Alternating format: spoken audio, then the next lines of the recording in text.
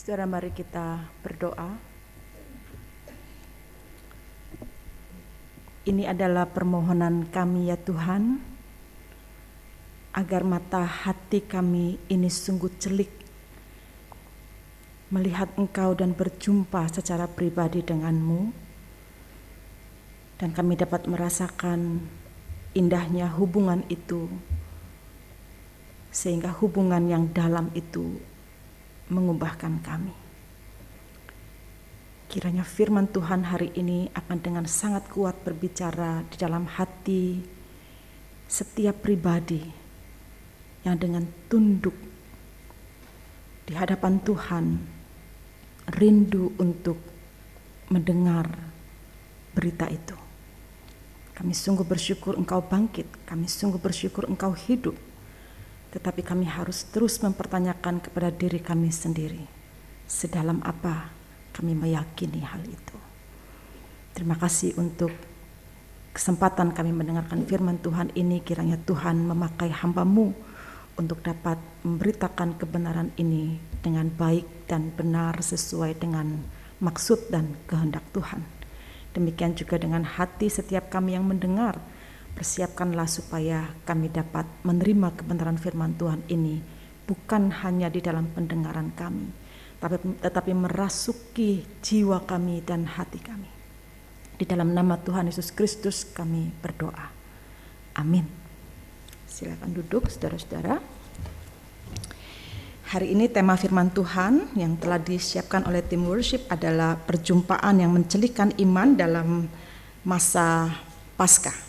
Masih di dalam minggu Paskah kita menyelenggarakan ibadah ini. Mari kita membuka Alkitab kita dari Injil Lukas pasal yang ke-24. Injil Lukas pasal yang ke-24, saya akan mulai membacakan harusnya dari ayat 13 sampai ayat yang ke-35, satu perikop ini. Namun bagian yang saya akan bacakan mulai dari ayat 18 sampai ayat yang ke-32. Lukas 24 ayat 18 sampai ayat yang ke-32, demikian bunyi firman Tuhan. Seorang dari mereka namanya Kleopas menjawabnya, "Adakah engkau satu-satunya orang asing di Yerusalem yang tidak tahu apa yang terjadi di situ pada hari-hari belakangan ini?" Katanya kepada mereka, "Apakah itu?" Jawab mereka, "Apa yang terjadi dengan Yesus orang Nazaret? Dia adalah seorang nabi yang berkuasa dalam pekerjaan dan perkataan di hadapan Allah dan di depan seluruh bangsa kami. Tetapi imam-imam kepala dan pemimpin-pemimpin kami telah menyerahkan dia untuk dihukum mati dan mereka telah menyalibkannya. Padahal kami dahulu mengharapkan bahwa dialah yang datang untuk membebaskan bangsa Israel. Tetapi sementara itu telah lewat 3 hari sejak semuanya itu terjadi. Tetapi beberapa perempuan dari kalangan kami telah mengejutkan kami. Pagi-pagi buta mereka telah pergi ke kubur dan tidak menemukan mayatnya. Lalu mereka datang dengan berita bahwa telah kelihatan kepada mereka malaikat-malaikat yang mengatakan bahwa ia hidup. Dan beberapa teman kami yang telah pergi ke kubur itu dan mendapati bahwa memang benar yang dikatakan perempuan-perempuan itu, tetapi tidak mereka lihat. Lalu ia berkata kepada mereka, "Hai kamu orang bodoh, betapa lambannya hatimu sehingga kamu tidak percaya segala sesuatu yang telah dikatakan para nabi. Bukankah Mesias harus menderita semuanya itu untuk masuk ke dalam kemuliaannya?"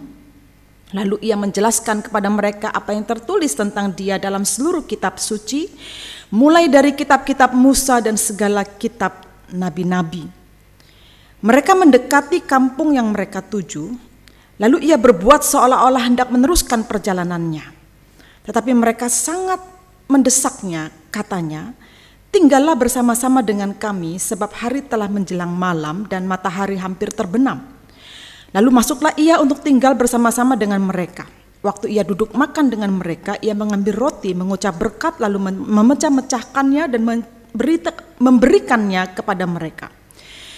Ketika itu terbukalah mata mereka dan mereka pun mengenal dia. Tetapi ia lenyap dari tengah-tengah mereka.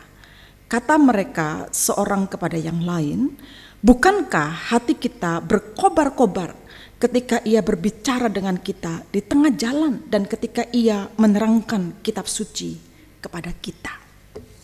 Puji Tuhan. Yang berbahagia adalah yang mendengarkan firman Tuhan dan berkomitmen untuk melakukan dalam kehidupannya sehari-hari. Puji Tuhan. Saudara, kisah Yesus menampakkan diri di jalan ke Emmaus yang hanya tertulis di dalam Injil Lukas ini, tidak tertulis di dalam Injil yang lain. Matius tidak ada menuliskannya, Markus tidak, Yohanes pun juga tidak. Nah, jadi kalau kita perhatikan tulisan ini yang tidak nampak di mana-mana dan hanya Lukas yang menuliskannya, maka para scholars perjanjian baru ya, sering menyebut teks ini sebagai a literary and spiritual jewel in the Gospel of Luke.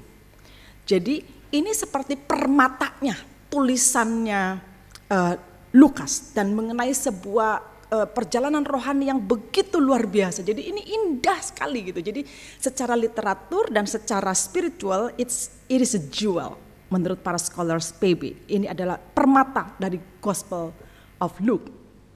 Gabungan antara tulisan sastra dan perjalanan spiritual yang sangat indah ini, saudara, kita bisa belajar bahwa teks ini dibilang atau dikatakan begitu indah karena disinilah kita menemukan sebuah kesaksian yang begitu hebat dan lengkap dituliskan oleh Lukas tentang bagaimana peristiwa tentang kebangkitan Yesus itu seharusnya dipahami sehingga itu bisa mengubahkan setiap orang yang sungguh-sungguh mengimaninya.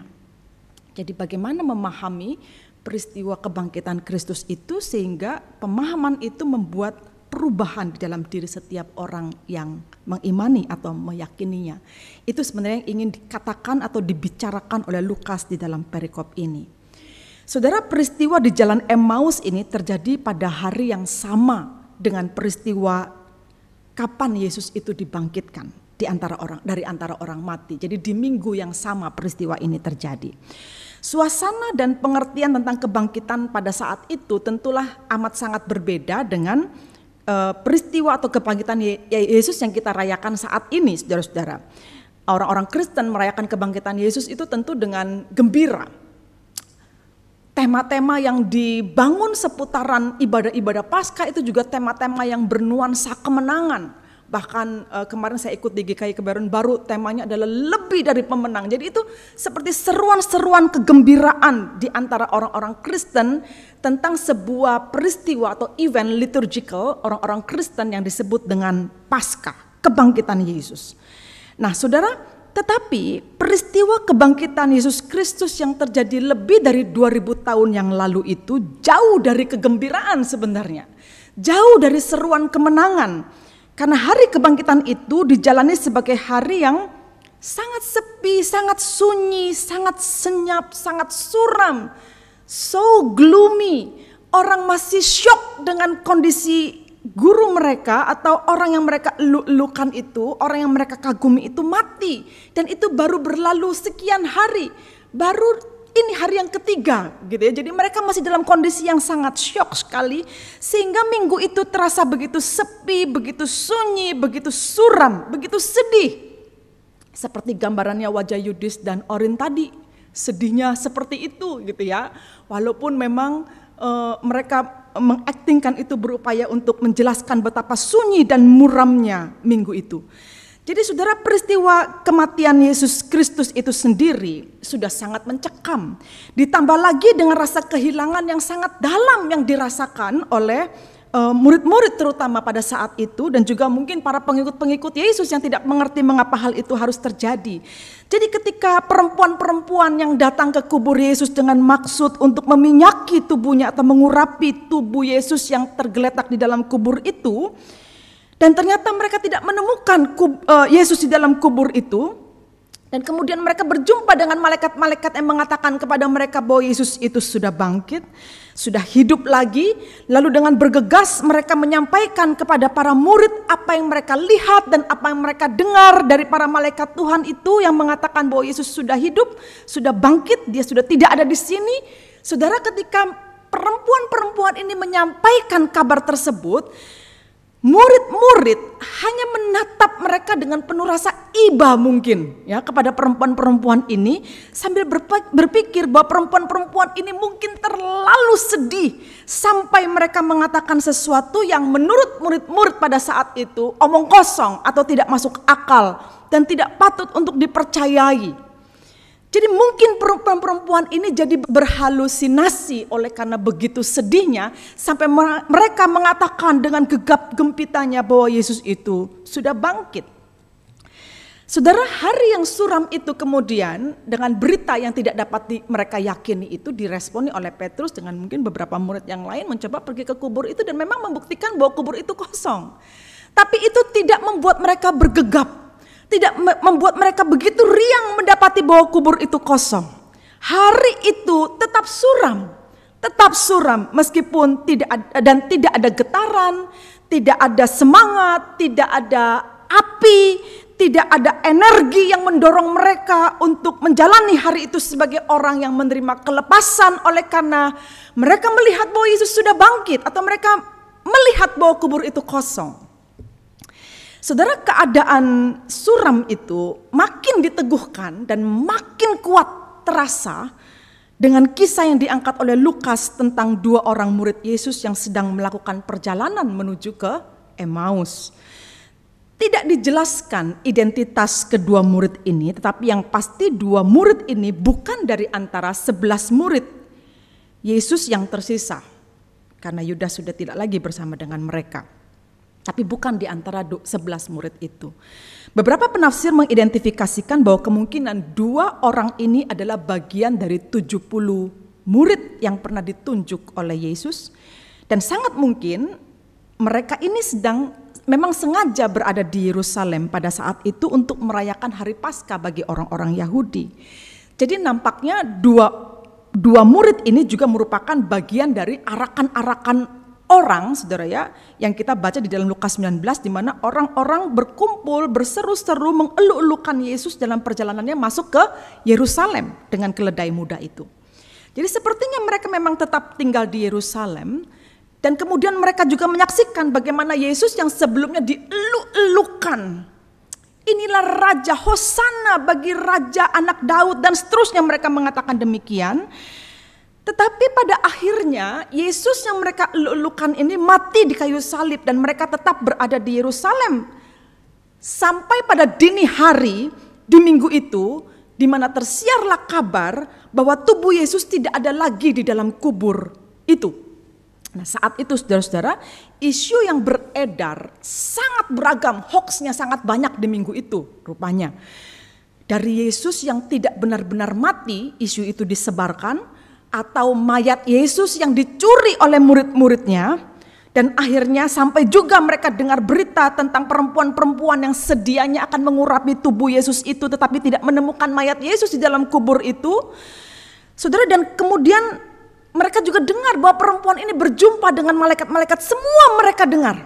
2 orang ini mendengar apapun yang dikatakan orang tentang peristiwa di minggu pagi itu. Saudara-saudara, dari semua kisah tentang Yesus yang paling membingungkan memang adalah kubur yang telah kosong karena mayat Yesus tidak ditemukan di sana. Kalau tentang peristiwa matinya dengan begitu laknat di kayu salib itu, mereka memahami itu sebagai sebuah peristiwa yang mereka saksikan dengan mata mereka. Tetapi dengan tentang kubur yang kosong, tidak ada yang tahu, tidak ada yang ngerti ini apa. Dan tidak ada yang bisa membuktikan, bahkan perempuan-perempuan itu mengatakan bahwa malaikat menjumpai mereka dan mengatakan bahwa Yesus sudah bangkit, dia sudah tidak ada di sana. Saudara, tidak ada yang pasti dari semua yang mereka dengar. Berita mana yang harus dipegang kebenarannya mereka juga tidak tahu. Semua hanyalah sebuah berita yang disampaikan mouth to mouth, dari mulut ke mulut. Dan sekarang ketika mereka berdua berjalan, mereka berjumpa dengan orang asing itu, dari mulut mereka juga mereka menceritakan kembali apa yang mereka dengar itu. Jadi benar-benar dari mulut ke mulut, mouth to mouth berita ini, ya.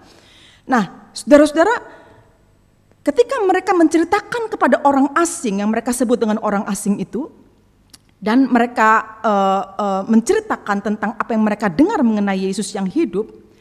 Tetapi memang cara mereka bercerita itu like a rumor. Seperti sebuah rumor saja. Bukan menceritakan dengan sebuah keyakinan loh. Mereka bukan menceritakan dengan Yesus bangkit. Guru kita telah, bukan begitu. Mereka cerita tentang Yesus yang katanya hidup.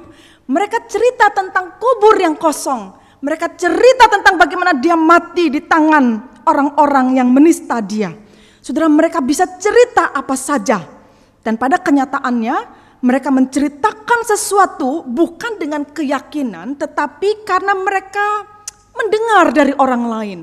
Dan sesungguhnya kalau ditelisik jauh ke dalam hati mereka, belum tentu mereka juga percaya akan cerita itu, tetapi mereka menceritakannya. Bisa kan? Kita menceritakan kepada orang lain tentang sesuatu yang kita sendiri tidak terlalu tahu persis itu apa. Itulah gosip. Itulah cara kita bercerita tentang orang lain, bukan? Yang kita sebenarnya tidak terlalu tahu persis, tetapi kita seolah-olah bisa menceritakan kondisi orang itu kepada orang lain yang belum tentu kita tahu persis kebenarannya seperti apa, dan belum tentu kita yakin dengan apa yang kita katakan sendiri. Saudara, itu sungguh amat sangat ironis sekali kejadian ini. Bisa ikut memberitakan sesuatu yang sebenarnya mereka sendiri tidak sangat percaya dan tidak tahu persis kebenarannya. Itu sungguh sebuah kenyataan yang sedang dibuka oleh Lukas. Bahwa kenyataan ini bisa terjadi. Bahwa murid-murid Yesus itu bisa bercerita apa saja tentang dia. Meskipun mereka sendiri tidak sangat percaya dan tidak tahu persis kebenarannya. Saudara, saya jadi berpikir, mungkin banyak hamba-hamba Tuhan, para pemberita kabar Yesus itu, tentang Yesus itu, modelnya seperti dua orang dalam jalan ke Emmaus itu. Jadi berita yang disampaikan itu hanya membeo dari apa yang dikatakan orang lain. Tidak ada keyakinan dari dirinya sendiri yang muncul. Tidak punya power dalam pemberitaannya. Karena dia sendiri mungkin tidak sangat yakin dengan apa yang dia katakan. Dia tidak tahu mengenai apa yang dikatakannya itu benar atau tidak. Yang penting saya sudah menyampaikan. Yang penting saya sudah mengatakan apa yang dikatakan orang dari apa yang saya dengar. Yang penting saya sudah membaca buku, saya sudah persiapan, saya sampaikan itu kepada jemaat. Bukankah itu rute perjalanan bagaimana seorang hamba Tuhan mempersiapkan khotbahnya dan kemudian menyampaikannya kepada orang banyak? Jadi kalau kau tanya, apakah seluruh hamba Tuhan yang mengaku dirinya adalah rohaniwan bisa melakukan pekabaran Injil? Bisa. Tentu bisa. Belajar kok. 4 tahun belajar. Ya kan? Pasti bisa. Tetapi persoalannya, berita apa sebenarnya yang disampaikannya? Jangan-jangan memang kita cara memberitakannya itu seperti dua orang murid ini, like a rumor. Kita membeo dari apa yang dikatakan oleh orang lain yang kita sendiri tidak pernah menghayatinya dengan begitu dalam. Dan kita sendiri tidak bisa mengerti apa-apa yang kita katakan. Itulah sebabnya kenapa apa yang kita katakan dengan hidup yang dijalani selalu ada segregasi, selalu ada keterpisahan. Kenapa hidupmu muncul seperti ini, tidak persis seperti yang kau katakan di dalam beritamu? Karena memang ada selaput yang menyelubungimu. Sehingga kamu tidak bisa mengerti apa yang kau katakan itu untuk diterjemahkan dalam kehidupanmu secara pribadi. Saudara, sesungguhnya ini amat sangat bahaya, dan saya pikir benar yang dikatakan para scholars itu, this is a jewel of the Gospel of Luke. Ini adalah permata dari tulisannya Lukas untuk menjelaskan kepada kita. Seperti itulah sebenarnya banyak orang meresponi tentang kebangkitan Kristus ini.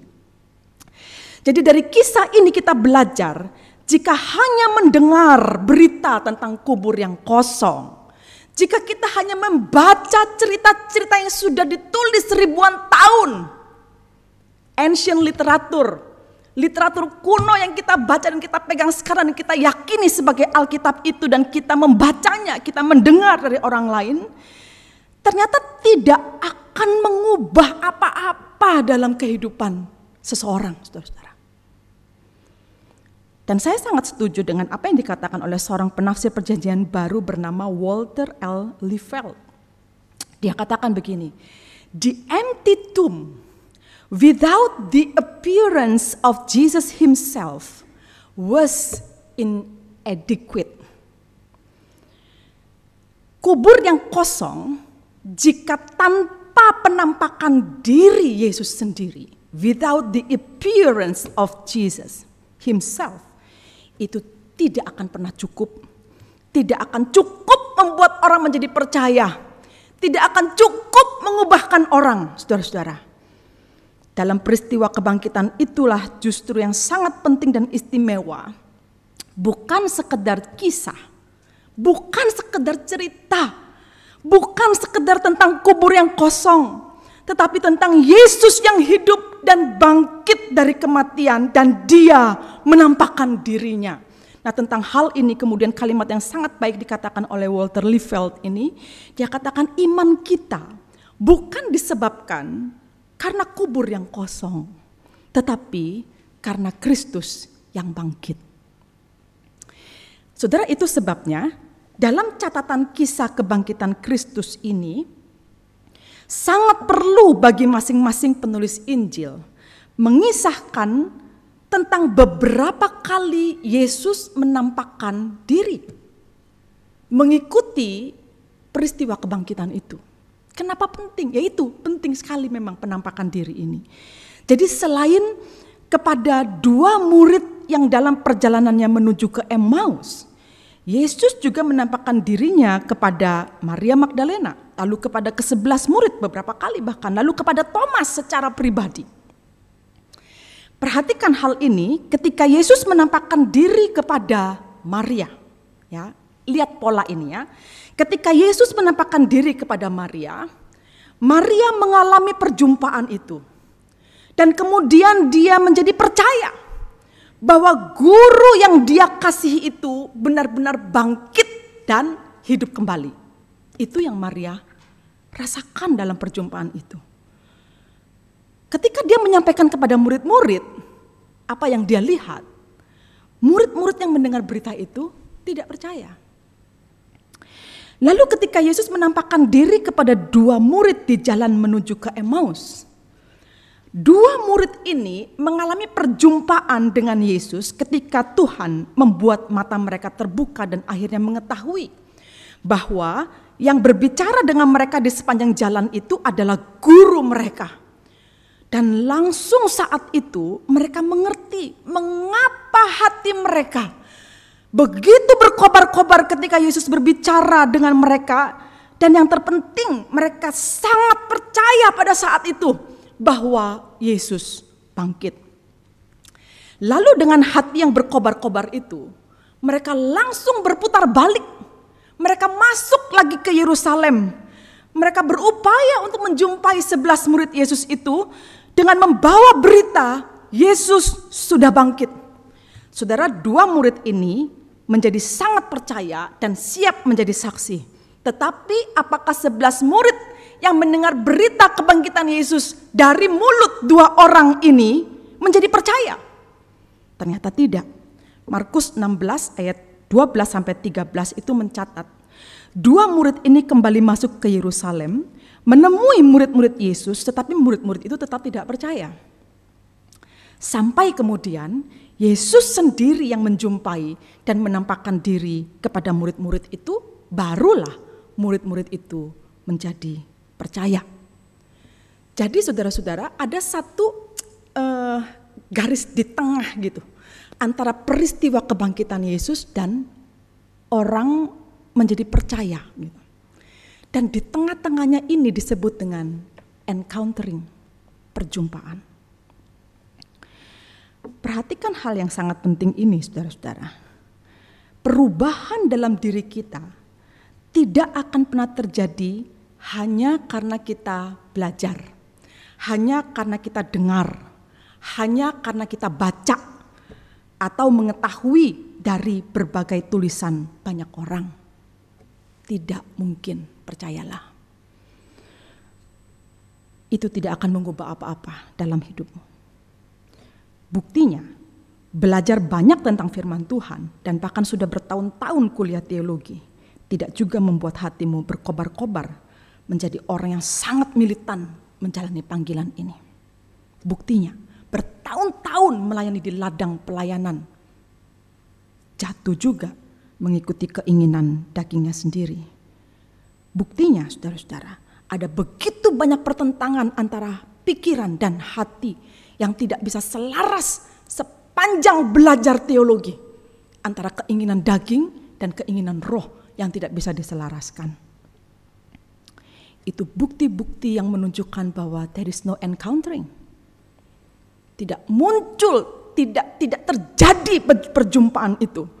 Nah, pada kenyataannya saudara-saudara, hati orang yang mengetahui berita firman Tuhan ini tetap jauh dari Tuhan, tetap ragu, tetap takut, tetap bimbang, dan tidak bisa merasakan kecintaan yang sangat dalam. Terus hitung-hitungan. Bahkan orang-orang yang katanya hamba Tuhan, melayani Tuhan, hitung-hitungan dalam hal waktu, dalam hal materi, dalam hal tenaga, dalam hal apapun, iri, jealous dengan yang lain, mengatakan saya bekerja lebih berat dari yang lain, terus menghitung apa yang dikatakannya. Apakah itu mewakili wujud perjumpaan sebenarnya yang terjadi antara dia dengan Tuhan? Atau itu memang wujud dari echoing saja, membeo dari apa yang dia ketahui. Begitu banyak yang dia ketahui, begitu banyak yang dia bisa ceritakan kepada orang lain, tetapi tidak berasal atau tidak muncul dari dalam hatinya sendiri tentang sesuatu yang dia yakini itu benar, yang untuknya dia tidak bisa mungkin untuk berbalik begitu.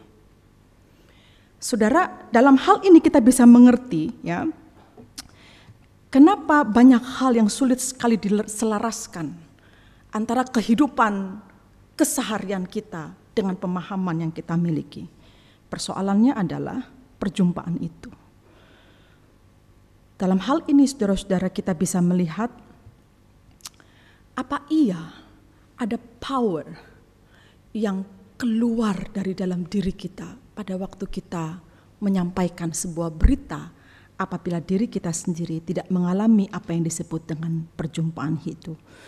Hidup semacam ini, hamba-hamba Tuhan atau siapapun ya, orang-orang Kristen yang menjalani hidupnya, tahu tentang firman Tuhan tapi hidupnya tidak selaras, itu persis seperti yang terjadi pada murid-murid setelah mendengar berita tentang Yesus yang bangkit, malah masuk ke dalam ruangan, menguncinya rapat sambil meringkuk ketakutan.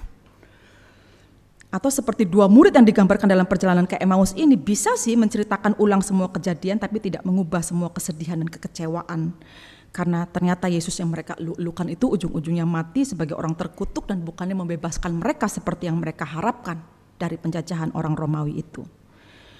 Saudara, hal ini pada akhirnya kita bisa melihat bagaimana ekspresi dua orang ini ketika semua cerita berakhir dan mereka lihat bahwa memang kubur itu kosong namun gak jelas ini apa, akhirnya ya udah pulang aja lah kita gitu. Nah, jadi dalam road to Emmaus itu adalah dalam rangka mereka pulang, meninggalkan Yerusalem, balik ke kampung mereka sendiri. Ya sudah pulang saja, atau seperti murid-murid, ya sudah kita balik lagi jadi nelayan, ya sudah kita kembali lagi ke laut menangkap ikan, ceritanya sudah tamat.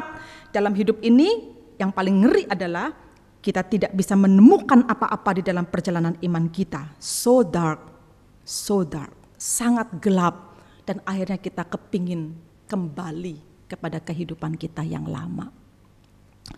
Saudara, dari kisah ini kita belajar satu-satunya yang bisa mengubahkan kita dalam perjalanan spiritual ini adalah ketika kita mengalami perjumpaan secara pribadi dengan Tuhan. Yang menurut Martin Luther sangat kuat sekali di dalam teologinya itu bicara tentang divine human encounter. Divine human encounter. Dan ini harus dialami oleh setiap orang percaya. Karena disinilah terjadinya apa? Menurut Luther gini, the inner experience and the intellectual enlightenment are intertwined, katanya begitu. Itulah perjumpaan. Yang dia katakan divine human encounter itu akan muncul dalam bentuk inner experience-mu atau pengalaman rohanimu itu berjumpa gitu, ketemu, intertwine, terjalin, menjalin erat. Jadi inner experience dan intellectual enlightenment. Jadi pencerahan secara intelektual dan pencerahan di dalam kehidupan rohanimu itu terjalin kuat menjadi satu. Nah, itulah encounter. Itulah perjumpaan dan itulah yang mengubahkan.